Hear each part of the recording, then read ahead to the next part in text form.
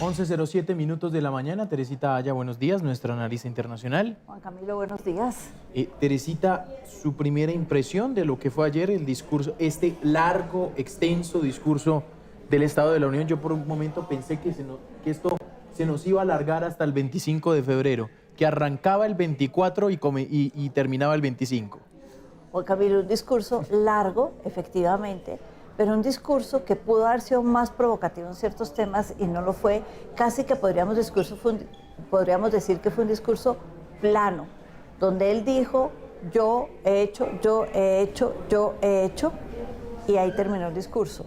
No habló de lo que puede venir ahora, no habló de temas controversiales, sino de algunos éxitos que él ha tenido y cómo todo el país se volvió, y tal vez con esto lo resumo, un país de ganadores gracias a él, donde ya nadie pierde. Exactamente, esa fue precisamente para muchos la gran premisa de su discurso, y analizarlo también lo vamos a analizar desde las dos miradas, desde la mirada republicana y desde la mirada demócrata. Vamos a arrancar con la mirada republicana. Nos atiende a esta hora el analista republicano Art Estopiñán. Señor Estopiñán, un placer, gracias por estar con nosotros. Muy buenos días, Juan Carlos, un placer, María. Como siempre, saludo a los amigos allá en Colombia. Bueno, señor Estopiñán, Juan Camilo, su primera impresión del discurso de Trump. Adelante. Mire, Juan Camilo, yo pienso que es un discurso extraordinario, espectacular. La era de oro de los Estados Unidos ha llegado gracias al presidente Trump y a los republicanos. La realidad es que si vemos, es uno de los discursos más largos en la historia, como usted y su colega acaban de mencionar, pero él no es un político tradicional. Los políticos solamente hablan bla, bla, bla, bla, bla, y en el caso de Joe Biden, así en la playa mirando hacia las estrellas. Él es un hombre que está listo, un líder con visión fuerte para los Estados Unidos de Make America Great Again. Vamos a hacer a los Estados Unidos grande de nuevo con el America First Policy, América primero. Pero América primero no significa América solo, porque tenemos muchos partners, tenemos muchos socios alrededor del mundo, en América Latina, Argentina, El Salvador y en un futuro, con el favor de Dios, a Colombia. Porque la situación es que los Estados Unidos es la potencia económica más grande del mundo y la fuerza militar más grande del mundo. Pero como lo vimos con la reunión de los ministros de defensa del hemisferio occidental, hace la semana pasada, me parece que fue, nosotros necesitamos a nuestros socios alrededor del mundo que estén fuertes, que estén listos para luchar militarmente con los Estados Unidos. Y lo vimos cuando él destacó a la OTAN anoche también, en donde ya los países de la OTAN están contribuyendo un 5% de sus presupuestos para las defensas militares de los países. Es decir, que el presidente Trump tiene una visión muy espectacular para los Estados Unidos, y anoche yo creo que fue parte de esa visión que lo vimos y todos los logros que ha podido él ejercer en casi un año. Doctor Estopiñán, una pregunta. Yo he visto que usted se ha dedicado a temas de relaciones exteriores en su paso por el Congreso y ha hablado de estos temas con frecuencia. El presidente Trump anoche habló, sí, de los 8 conflictos que él dice haber terminado a lo largo del mundo, pero hay 2 temas que le quería preguntar. Uno, siendo ayer 24 de febrero, los 4 años de la guerra en Ucrania, no fue mucho lo que dijo sobre este tema, ni siquiera haciendo alusión a que se cumplían los 4 años de la guerra en Ucrania, una guerra que ha sido terrible. Pero, y la segunda va con el tema de Irán, que ese sí habló de Irán, y me dio la impresión, a ver si usted está de acuerdo conmigo, que dijo que se va a ir primero por la vía diplomática antes que los ataques a ese país. Mire, la realidad es que el presidente Trump ha tratado, y todos nosotros lo hemos visto, como él ha tratado con el líder ruso, Putin, de negociar el cese de la guerra. Y lo ha mencionado, y anoche lo mencionó, 25,000 soldados de ambos lados se mueren, jóvenes, hombres jóvenes, la mayoría. Es algo desastroso. Y él ha tratado, él sí ha podido detener 8 guerras, por eso Él piensa que se merece el premio de paz, el premio Nobel de la Paz, porque él ha tenido un liderazgo con el arquitecto, como yo le llamo, el secretario Rubio, en todos estos ceses de estos conflictos, de estas guerras alrededor del mundo.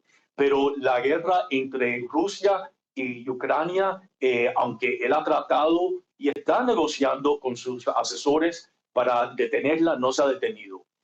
Sí. Relacionado a Irán, la realidad es que los líderes iraníes, el Ayatollah Khomeini y los mulas, que son los que lideran al país, no, son antiamericanos y antidemocráticos. Han asesinado, los reportes son, como usted bien sabe, entre 15,000 a 30,000 iraníes en una ola de masacre alrededor del país de Irán. Y la realidad es que ellos continúan con el proceso de tener armas nucleares, que el presidente Trump le ha advertido: si ustedes continúan con este programa, yo voy a eliminarlo una vez más. Pero yo creo que ahora, como el pueblo iraní está reaccionando, que quiere un cambio, no quieren a estos fanáticos islámicos extremistas más, y yo creo que el presidente Trump sí lo va a ayudar. El presidente Trump va a ayudar al pueblo iraní, algo que no hizo el presidente Obama y que no hizo el presidente Biden. Es una vergüenza que cuando el pueblo iraní estaba solicitando apoyo de los Estados Unidos, el presidente Obama y el presidente Biden, con los brazos cruzados, ignoraron a esos llantos para la libertad de Irán. Pero el presidente Trump, en mi opinión, va a ayudar a ese país a llegar a la libertad y democracia. Sí. Ya que hablamos de política exterior, quiero hablar de Venezuela. Escuchemos una parte del discurso de Trump sobre Venezuela. Estamos trabajando de cerca con la nueva presidenta de Venezuela, Delcy Rodríguez, que ha obtenido grandes ganancias para los dos países.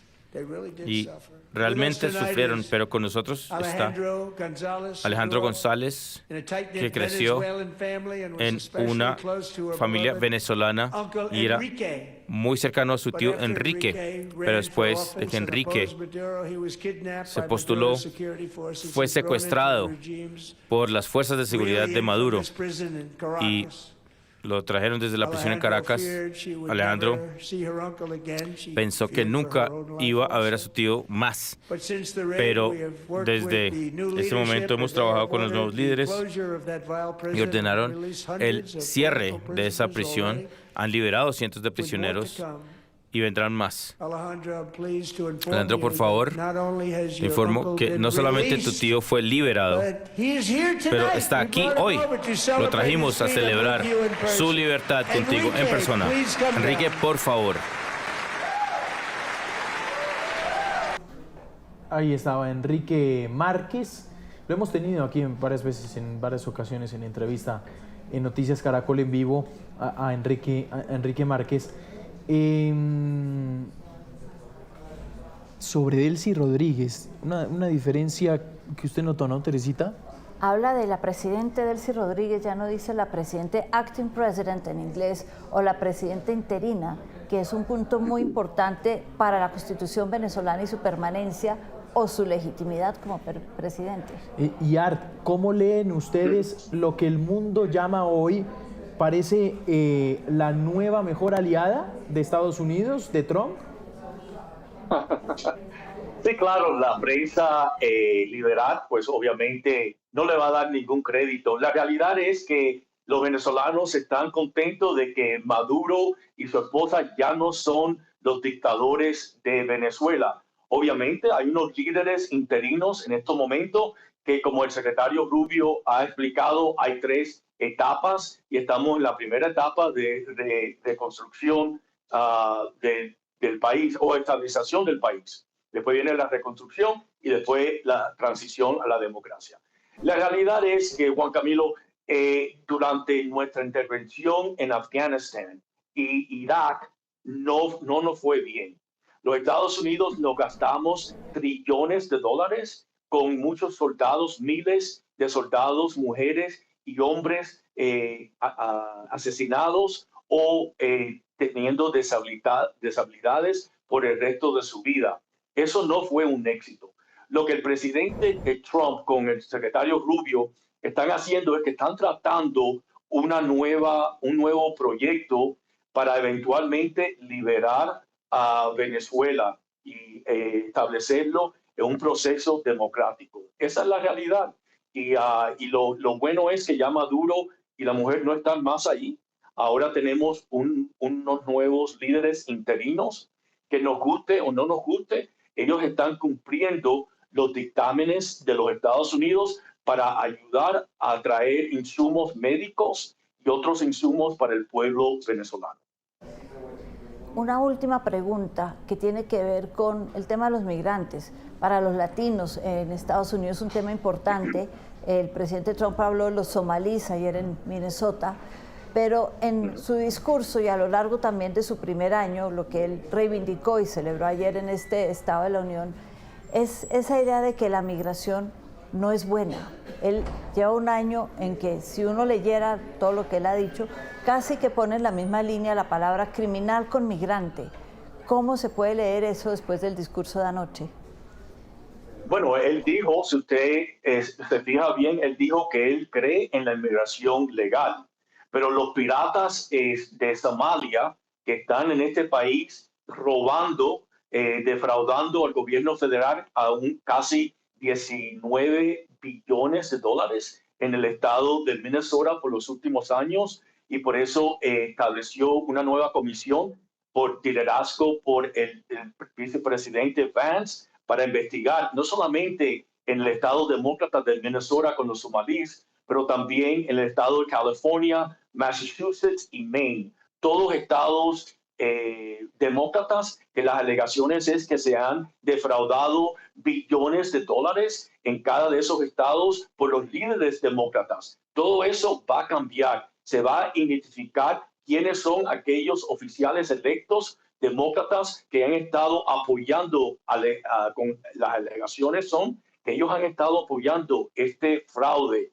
Esto va a cambiar. La visión del presidente Trump lo vimos mencionando a SpaceX, la exploración del espacio, los minerales raros que van a retornar a los Estados Unidos y también los 18 trillones de dólares que los inversionistas extranjeros están invirtiendo en los Estados Unidos. Esta es parte de la era de oro que el presidente Trump está en el proceso de establecer. Él tiene una visión claro de ser America First, América primero, pero con nuestros hermanos alrededor del mundo. Aquellos países que quieren trabajar con los Estados Unidos, como Argentina, Ecuador, El Salvador, etcétera, van a estar trabajando con nosotros. Lo estamos viendo en México.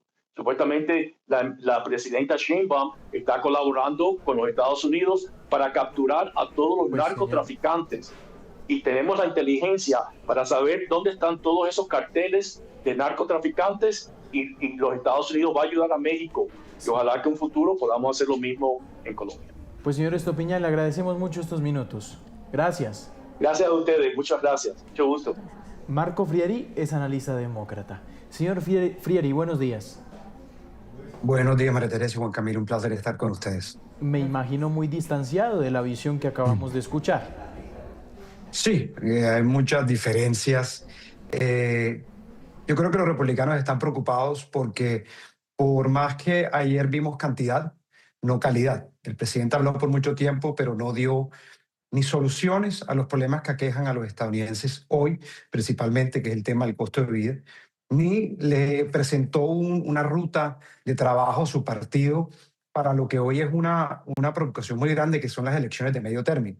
El presidente no habló de propuestas para solucionar el tema del costo de vida, no le explicó al país por qué estamos movilizando la mayor armada militar en el Medio Oriente desde la guerra en Irak, no les explicó por qué su promesa de bajar el costo de vida, que dijo que iba a ser el primer día, no ha pasado. Yo creo que vimos un presidente muy divisivo en su discurso. Ya sabemos que él es así, lleva 10 años en esta retórica. No creo que esté en planes del presidente pasar la página de la polarización. Lo vimos ayer cómo atacó no solamente a la Corte Suprema, que creo que es un afronte a la división de poderes, solamente por cumplir su trabajo, pero también atacó al Partido Demócrata diciendo que estaban locos, algo que es poco presidencial. Obviamente Estados Unidos tiene un tema de polarización y de respeto que venimos en caída, pero si el líder del país no pone el ejemplo de cómo ser un representante del pueblo, muy difícil vamos a salir de este problema. Pero al final, yo creo que el país entero buscaba un presidente que quería presentar una hoja de ruta para lo que resta su periodo, de cómo vamos a solucionar el costo de vida, cómo vamos a darle mayor calidad de vida al ciudadano americano. Y lo que escuchamos fue un presidente divisorio, concentrado más en el exterior de Estados Unidos que en los temas domésticos. Y yo creo que viendo las encuestas, viendo lo mal que le fue al Partido Republicano ayer en este discurso, donde hasta los republicanos a veces dudaban en aplaudir, especialmente cuando resaltaba sus aranceles, yo creo que no se encaminó lo que buscaba el Partido Republicano, que era un aliento de cara a las elecciones, porque el presidente claramente vive una realidad alternativa a lo que vive el pueblo estadounidense. Precisamente, señor Frieri, hablando de esa audiencia interna que tiene el Estado de la Unión, el pueblo americano, los que están dentro de Estados Unidos, el tema económico fue clave para la elección del presidente Trump, el bajarle a la inflación, el recortar los precios, y el presidente Trump ayer dio varias puntadas en ese tema. Estoy de acuerdo que no vimos una hoja de ruta, por ejemplo, para los próximos 3 años, ¿qué va a pasar? Eso no lo vimos. Pero sí habló de, entonces quiero su opinión, los famosos 18 trillones de dólares de la economía americana que han estado en todos los medios hoy, ya en todos esos fact checks y temas de verdad o posverdad dentro de los discursos, los 18 trillones de dólares. Pero también habló del precio de la gasolina en ciertos estados, habló de la inflación. Esto, teniendo en cuenta qué tanto de eso sí es o no es, ¿le ayuda en algo a su popularidad que está apenas en el 40%? Sí, la aprobación del presidente está en lo más bajo en su historia política y eso es su mayor problema y está basado en eso, en su mal manejo de la economía. Los 18 trillones, completamente falso porque es imposible que en un año Estados Unidos recaude 1/3 de su PIB nacional. Eso es absurdo, eso es una mentira. Yo creo que por más que lo vemos en los medios, hay que decir la realidad. No es exageración, no son hechos alternativos, es una falsedad y ya sabemos que el presidente usa esto constantemente. Precio de la gasolina sí ha bajado un 8%, eso hay que reconocerlo, pero el presidente de Estados Unidos no controla el precio de la gasolina, eso es una realidad que hay que enfrentar. La realidad económica del país es que hoy, tras un año del presidente Trump, el mercado laboral está en su peor momento en 2 décadas, apenas se crearon aproximadamente 200,000 trabajos en 2025, punto de comparación el último año de Biden, que crearon 2 millones. Ahí vemos una diferencia sustancial. Los precios siguen subiendo y las personas lo dicen. Las personas en las encuestas lo dicen. Además de eso, la inacción del Partido Republicano, que controla todos los ejes de poder, permitieron que todos los costos de salud del país se suban drásticamente. Hoy tenemos 14 millones de personas sin seguro de salud, 20 millones más que les subieron los costos de salud por lo menos 75%. Y eso es lo que hoy el pueblo estadounidense se queja. El presidente puede hablar de un país de maravillas, puede sacar cifras alternativas, pero en el fondo lo que importa hoy es lo que siente el pueblo estadounidense y lo vemos encuesta tras encuesta. Ya no confían en el presidente en el tema de migración, no confían en el presidente en el tema de economía. Hoy, 2 de cada 3 latinos, para darte un dato, creen que estaban mejor con Biden que un año en el futuro. Así que eso muestra para mí un problema muy grande para el Partido Republicano, que no reconoce la realidad política y económica del país y peor, que no tenemos dirección en esa solución. Y para cerrar, me gustaría que viéramos el agarrón del discurso. Así fue. Algo que marcó el discurso fue mucho más la división con los demócratas. Y este fue uno de los momentos que ha dejado el discurso del Estado de la Unión. Miren. Es un pesar, deberían estar avergonzados de no levantarse. Deberían estar avergonzados y por eso también les pido que terminen con esos santuarios de muerte que protegen a los criminales y dar penas a esos oficiales públicos que permiten la entrada de esos narcotraficantes ilegales y están bloqueando la remoción de estas personas de nuestro país y deberían estar avergonzados. Bueno, un poco antes el presidente Trump, ¿por qué dice que les debería dar vergüenza no pararse? Porque invitó a los demócratas, dice, reto a los demócratas a pararse si están de acuerdo con la siguiente frase: la prioridad del gobierno estadounidense deben ser los americanos antes que los migrantes. Y ahí es cuando se desata todo esto. Señor Frieri, sobre este momento del discurso del Estado de la Unión. Mira, primero sobre si se pararon o no los demócratas. Eso es un juego de Trump, que sabemos que es un showman para hacer espectáculos televisivos. Eso es poner otra vez la división en el país. Decir que los inmigrantes ilegales o los inmigrantes también tienen una diferencia ante la ley, ante las instituciones, que un ciudadano americano es absurdo. El Estado americano, por ley, tiene que proteger, brindarle apoyo a las personas que estén dentro del Estado. Lo que él básicamente estaba diciendo es que hoy una persona inmigrante en Estados Unidos no puede acudir a la policía, no puede, porque el ciudadano americano tiene prioridad. No, aquí a todos se les trata por igual. Y eso es un juego de él. Y en el intercambio hay que resaltar que ese intercambio tiene una connotación muy racista. Él resaltó a la comunidad somalí americana, que son americanos. El 90% de las personas de origen somalí en Estados Unidos, especialmente en el estado de Minnesota, son ciudadanos americanos. Entonces, si vamos hoy a empezar a resaltar a una comunidad porque una o dos personas de esa comunidad cometió un crimen, es absurdo. Estaríamos también atacando a los cubanos que por dos o tres personas que cometen fraude de salud, entonces todos los cubanos son malos y podemos ir. O es como si catalogáramos a todos los descendientes alemanes americanos porque Trump es un criminal. Es una generalización que aviva las llamas de la xenofobia y el racismo de Estados Unidos, que es racismo, y eso lo hemos visto constantemente como el presidente Trump usa esas armas. Hemos visto que hace apenas unas semanas publicó un video donde caricaturizaba a los Obama como si fueran unos simios. Esto es un arma del Partido Republicano que es parte de su base, utiliza la xenofobia. Y es muy triste que en un momento, en un lugar tan honrado, tan histórico como el discurso de la Unión y el presidente llegue tan bajo. La verdad, cada año nos sorprende más, pero es muy triste que estemos en este estado de la Unión donde el racismo lo utiliza el presidente como arma política. Bueno, ahí está, 11:30 minutos de la mañana. Señor Frieri, muy amable, gracias por su análisis. Gracias a ambos, placer estar con ustedes. Bueno, ahí está Teresita, muchas gracias a usted. Vamos a ver entonces qué pasa, pues siguen apareciendo obviamente más reacciones y reacciones producto de este largo discurso del Estado de la Unión, ¿no? Muchas gracias, Juan Camilo, esperaremos las reacciones.